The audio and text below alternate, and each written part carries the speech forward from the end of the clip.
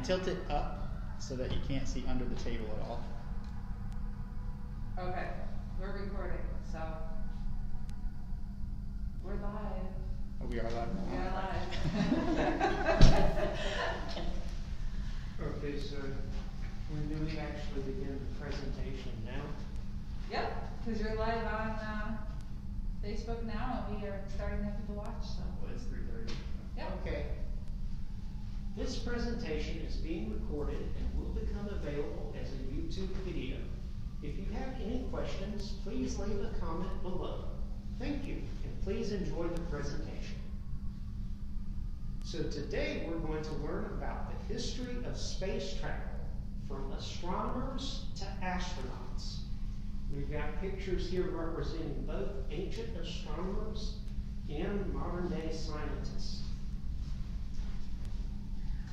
And the scientists are going to be the first people we talk about. We're going to start out by talking about some early astronomers, and then move into some modern day, through the Enlightenment, into some modern day astronomers. So the first person I want to mention is Aristotle.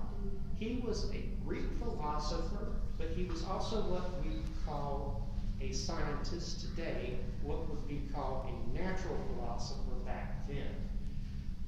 Aristotle believed that the Earth is a sphere, which he was correct about, but he also believed that the solar system revolved around the Earth, and that was something he was incorrect about. Claudius Ptolemy and he set up a geocentric model, which that's what geocentric means, the solar system revolving around the Earth, and that endured throughout the Middle Ages and into the Renaissance. But that view was changed by Nichols. He was a Polish church official, but he was also an astronomer, and the church commissioned him to create a more accurate calendar. And in doing so, he made several astronomical observations that led him to believe that the Earth is a moving planet, and that led him to the conclusion that rather than the solar system revolving around the Earth revolves around the sun. Tycho Brahe did not have that view. He was a Danish astronomer, and he believed in the geocentric model. But he was still very important because he believed that space changes, and he was able to prove that through a supernova sighting. He made many observations and updated the tables that they had, and so they were much more accurate after he had done his work. So you may be curious about these pictures of Tycho Brahe and specifically what's up with his nose. Well, back in his college days, Tycho Brahe got into a sword duel with another student over a mathematical equation. I wonder what that was like.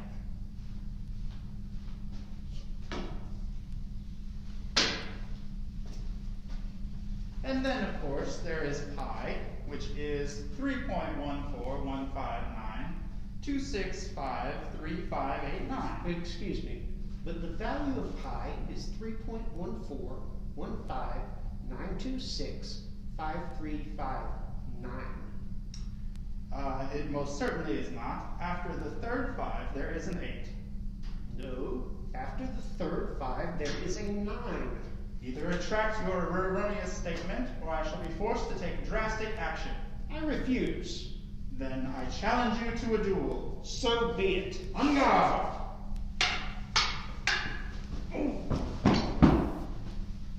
I've got your nose. My nose! Give it I've back! got your nose. Give it back! Never.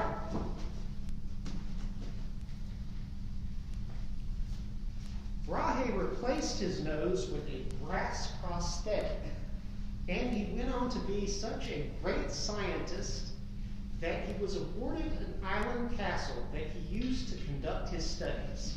He also hired a court jester named Jeff, who was a little person who supposedly had psychic powers, and Brahe had a pet elk that was his drinking buddy before the elk died from tumbling down a flight of stairs while in a drunken stupor. Yet perhaps the strangest thing about him was his own death, which occurred at a royal banquet among other nobles. It may have gone something like this.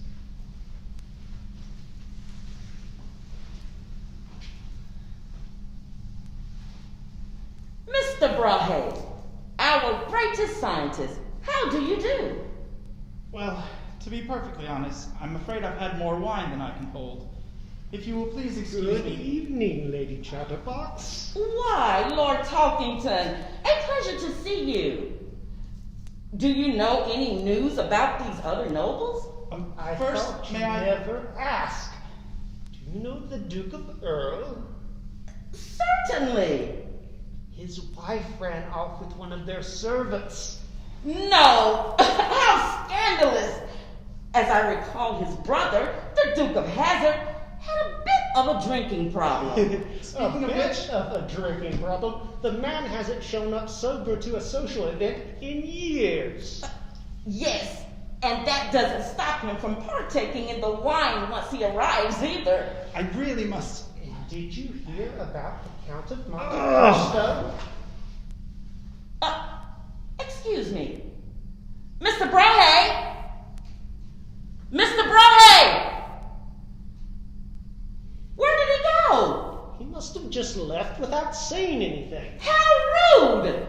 Yes, Tycho Brahe died from drinking too much wine, being too polite to excuse himself from the table, and wound up with a ruptured bladder.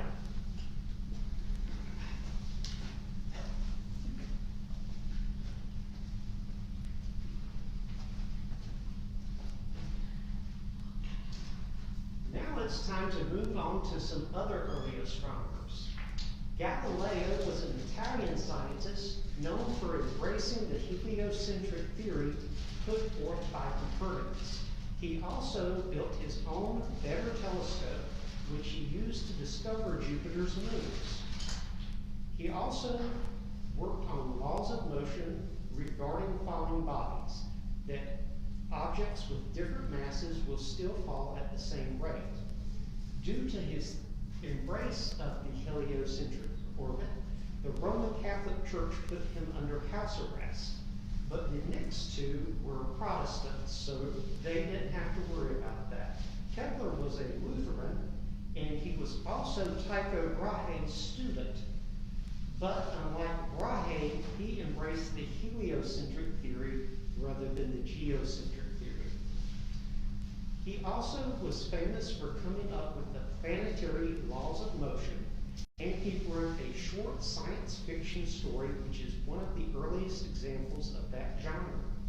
Sir Isaac Newton was an English scientist known for coming up with the theory of gravity, which he was encouraged to publish by Robert Hooke, known for his work on the microscope, and Edmund Halley, known for discovering a comet.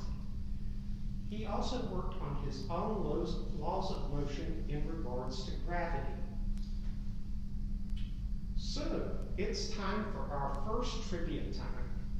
What activity, familiar with those of us who survived 2020, was Isaac Newton doing when he discovered gravity? A, arguing about politics. B, making TikToks. C, social distancing. Or D, flying a kite with a string with a key attached to it. I'll give everyone a minute to come up with their answers. Has everybody taken their best guess? The correct answer is C, social distancing. There was a plague outbreak in England at the time that Isaac Newton discovered his theory of gravity, and he left Cambridge University, where he worked as a professor, to spend some time in the countryside to keep away from everyone else in the city. Now we're going to move on to the Herschel family. The Herschel family consists of William, Caroline, and John, who were all famous astronomers. They were a German family, but they settled in Britain. William was the first to make a mark on astronomy.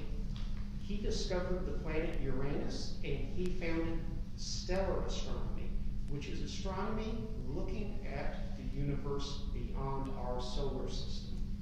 He also did work regarding the sun's motion through space, the brightness of stars, and infrared rays. His sister Caroline was the first famous female astronomer.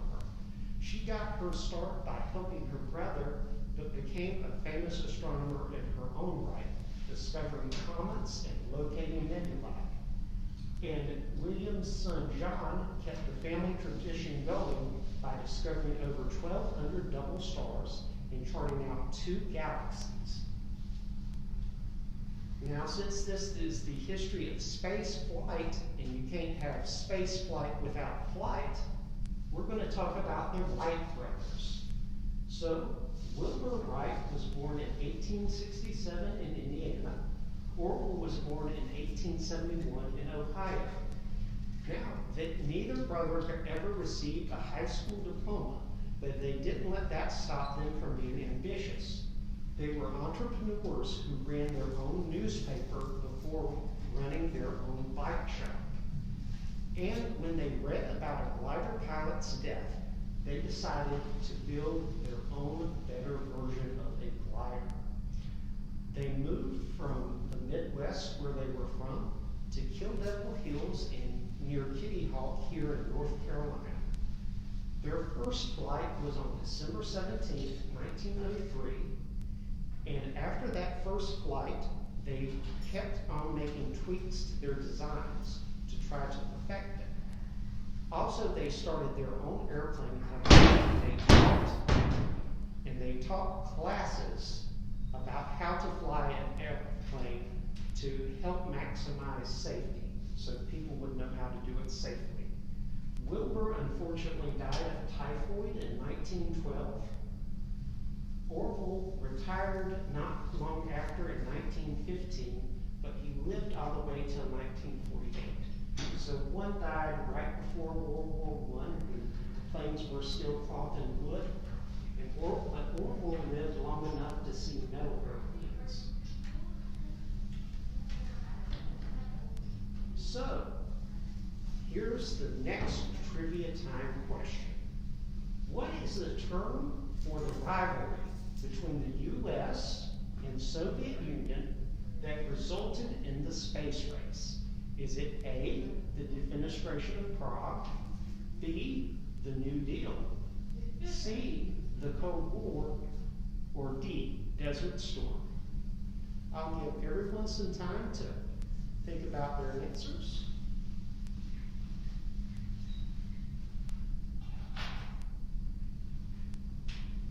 Has everyone got an answer now? The answer is C, Cold War, because there was no actual fighting. It wasn't a real war, it was a Cold War.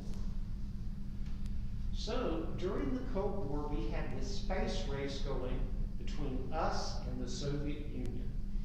So, one of the famous scientists from this era was Wernher von Braun. He was born in Germany and lived under the Nazis. While he was living under the Nazis, he designed the V-2 rocket, which was actually used to bomb the Allies. And the Allied troops, of course, included the U.S. He was jailed by a Nazi leader named Heinrich Himmler when Heinrich Himmler took over their rocket program. And towards the end of the war, von Braun surrendered to the U.S. But the U.S. decided to put his intelligence to good use. After he became a U.S. citizen in 1955, he helped us design NASA space rockets, including the Jupiter rockets, which were used for the satellites, the Redstone rockets for the human launch, and the Saturn rockets, which helped to take us all the way to the moon. He was also the president of the National Space Institute. And next up is another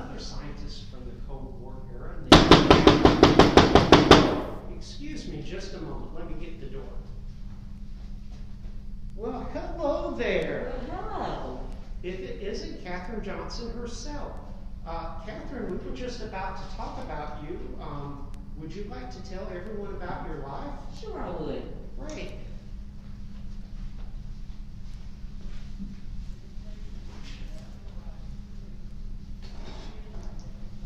Hello, everyone.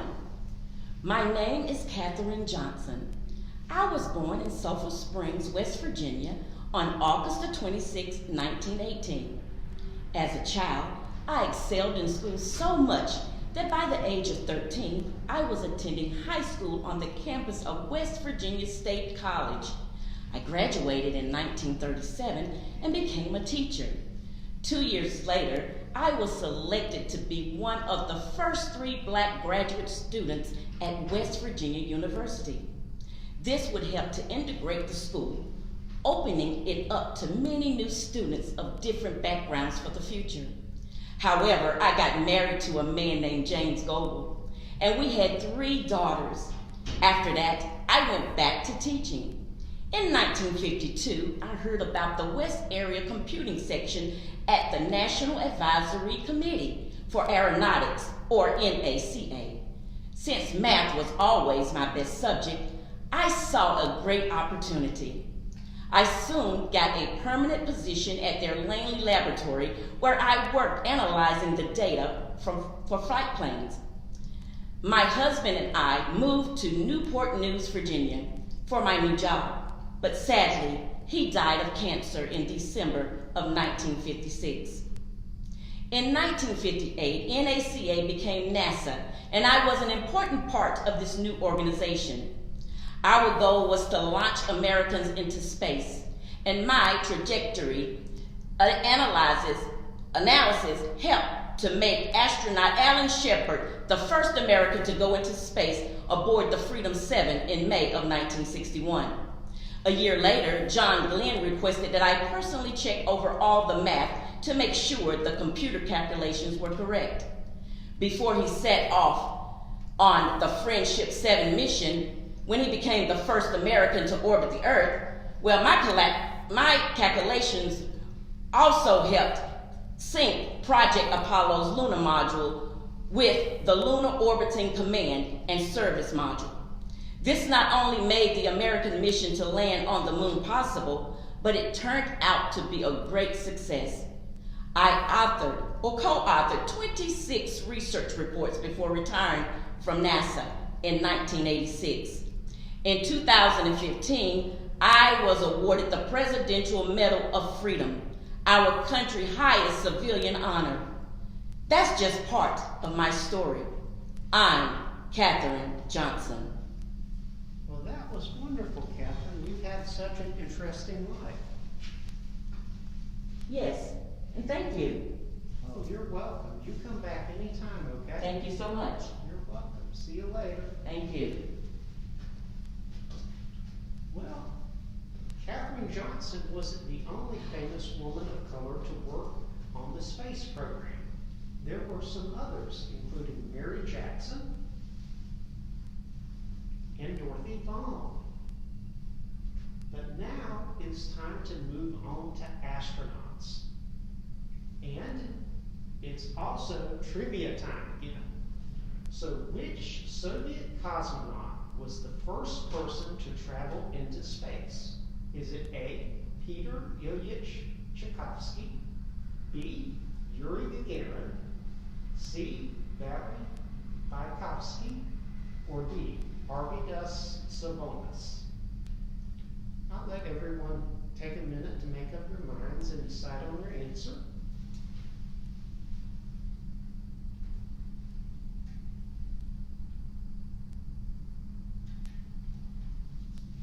All right, did everyone make their pick?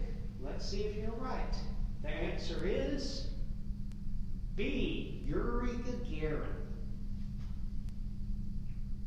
Well, after Yuri Gagarin's flight, we knew we had to send our own people into space. Luckily for us, NASA had already formed in 1958, and they put forth the Mercury Setup. They were named after Project Mercury and the fact that they were the first 7 astronauts from the U.S. One of their trainers was a guy called Chuck Yeager, who was the first person to break the sound barrier in a plane. The 2 most notable and most accomplished of the Mercury Setup were Alan Shepard, who you can see right there. He was the first American in space. Later on, once the U.S. finally reached the moon, he became the 5th person on the moon. John Glenn, who you can see right there. Do you guys remember last month when we talked about baseball and how there was a famous baseball player named Ted Williams? Well, during the Korean War, John Glenn was Ted Williams' wingman when Ted Williams was a pilot. Also, John Glenn was the first American in orbit. He later went on to be an Ohio senator, and he made a presidential run in 1984. He became the oldest person in space later on in his life after his time in the Senate was up, when he returned to space in 1998 at the age of 77. Now, if you're wondering who the first woman in space was, well, that is this lady, Valentina Tereshkova. She was born in 1937, and she's still alive today.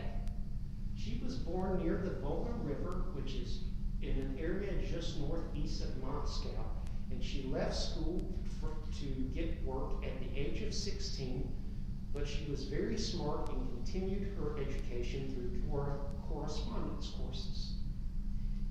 She was inspired by Yuri Gagarin's flight into space and volunteered for the space program.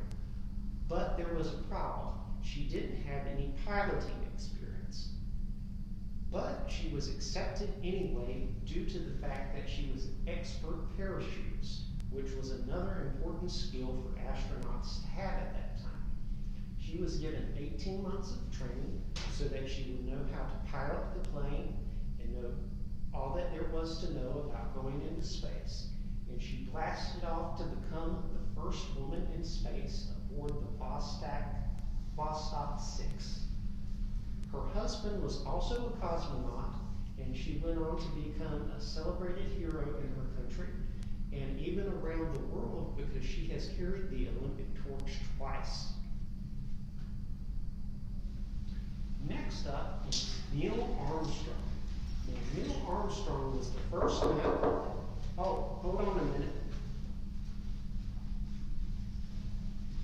Well, if it isn't our good friend Neil Armstrong himself, are you here to tell everyone about your great career, Neil? Absolutely. Well, I'm going to take a seat and let you tell everyone a little bit about your life. Hello, everyone. My name is Neil Armstrong, and I was a famous astronaut. I was born on August 5th, 1930, at my grandparents' farm in Ohio. When I was growing up, I was fascinated by airplanes. I went for my first airplane ride in a Ford tri-motor known as a Tin Goose when I was only 6 years old. On my 16th birthday, I got my pilot's license instead of my driver's license. I went to Purdue University where I studied aeronautical engineering. However, I had to take some time off during the Korean War where I flew 78 combat missions. After that, I completed my degree and wound up becoming a test pilot. I made the jump from test pilot to astronaut in 1962, traveling into space for the first time aboard the Gemini 8 in 1966, when along with David R. Scott, I performed the first successful docking of 2 vehicles in space. Of course, that's not the space mission for which I'm best known, but before I get to that, let me give you some background about the times in which I lived. When I was a teenager, World War II ended and the United States began a rivalry with another country called the Soviet Union. This rivalry was known as the Cold War, and part of the Cold War was a space race between the 2 countries. First, they sent a satellite named Sputnik up into space. Then they sent 2 dogs named Strelka and Belka. So we sent a chimpanzee named Ham into space. They sent a man named Yuri Gagarin, so we sent Alan Shepard, and John Glenn sent into orbit. We were right on their heels, but always one step behind. President John F. Kennedy stated that we would put a man on the moon before the end of the 1960s, a goal that seemed completely out of reach for both countries. After many years of preparation, the U.S. was finally ready. On July 16, 1969, the spaceship Apollo 11 blasted off from Florida on its journey all the way to the moon. The crew consisted of Buzz Aldrin, Michael Collins, and myself. Upon reaching the moon, Michael Collins stayed behind on the command module, while Buzz and I took the lunar module, Eagle, to the moon's surface. On July 20th, we landed, becoming the first human beings to reach the moon. After the Eagle had landed, I was the first one out, saying, "That's one small step for a man, and one giant leap for mankind," although the A got lost in transmission. Buzz and I explored for a while, and we all flew back to Earth where we were greeted as heroes. A year later, I got my master's in aerospace engineering from U.S. Throughout the 1970s, I was an aerospace engineering professor at the University of Cincinnati, and I spent most of the 1980s and early 90s as chairman of the Board of Computing Technologies for Aviation. I also helped to investigate the Challenger disaster in 1986. I was the natural person to ask, since many considered me to be the greatest astronaut of all time. Why, if it isn't Ham, the chimp who flew into space. What do you mean you're the greatest astronaut ever? I suppose you did go into space before Alan Shepard, John Glenn, and I stand corrected. Goodbye, Ham. You have a good day. And that is just part of my story. I am Neil Armstrong. Well, thank you to Neil, and even though I wasn't here to greet him, thank you to Ham. Thank you. See you later, Neil. And if you're curious, here are some pictures of him, who was the first chimpanzee into space. There he is on the cover of Life magazine. Well, we're going to move on to the Challenger mission. Now, the Challenger mission happened as the space race was coming to an end and the Cold War was coming to an end. And it was part of the space shuttle mission. They were spaceships going up to the space stations. And the Challenger was one of those spaceships, and the launch of the Challenger kept getting delayed due to inclement weather. Later on, after this disaster happened, it was discovered that one of the seals, called an O-ring seal, malfunctioned due to the cold weather. So millions were watching as the Challenger launched. But unfortunately, disaster struck, and it blew up, and everyone inside, the whole crew, was killed. There were no survivors. It was the first major disaster in the history of the Space Shuttle's program, and it led to the Space Shuttle program being shut down for 2 years. So after that 2-year pause, it resumed, and there were no further fatalities until a similar incident happened with the Columbia, where the entire crew of the Columbia was killed upon re-entry in 2003. So here we can see Ron O'Neill, and we are actually going to have a upcoming story time about Ron O'Neill when he was a little boy. So look forward for our the littlest ones who have joined us today. You can look forward to that coming soon. And speaking of Ron O'Neill, let me go back. Here's another picture of him. I'm sorry, I was saying Ron O'Neill. It is Ronald McNair. He was among the first 3 African American astronauts, and he was the second one in space. Ellison S. Onizuka was the first Asian American in space. Sally Ride, who was not aboard the Challenger, was the first U.S. woman to go to space.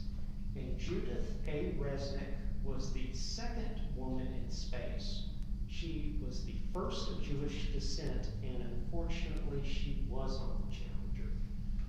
Another crew member was Kristy McAvoy, who was the first civilian in space. She was a New Hampshire teacher who won a special contest to receive that honor.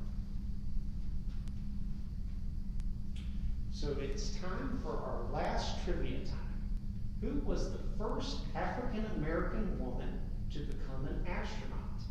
A. Sojourner Truth, B. Rosa Parks, C. Nichelle Nichols, or D. Mae Jameson. And if you watched our civil rights program, then you would be able to eliminate two of these right off. So let's see what you guys come up with. Give you a minute to lock in your answers. All right, has everyone picked out their answer? The correct answer is D. Mae Jameson. So let's talk about the life of Mae Jameson. She was born in 1956 in Decatur, Alabama. She attended the prestigious universities of Stanford and Cornell, and she worked in medicine before going into the space program. Among her medical jobs included working in the Peace Corps in Liberia and Sierra Leone, and she spoke 3 different languages. She speaks 3 different languages, I should say: Japanese, Russian, and Swahili. So after working in the medical field, she joined NASA in 1987 and traveled to space in 1992. And if you noticed, one of the choices for the multiple choice there, Nichelle Nichols, was an actress on Star Trek, and Mae actually appeared in an episode of Star Trek, The Next Generation. That's her as an astronaut, and that's her today. Well, that concludes our presentation.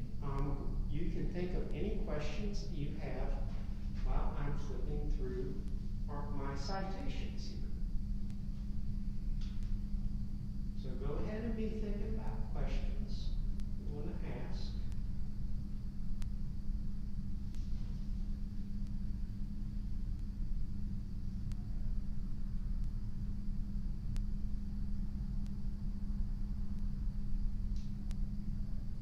And okay, does anybody have any questions? Okay, well, thank you all so much for coming.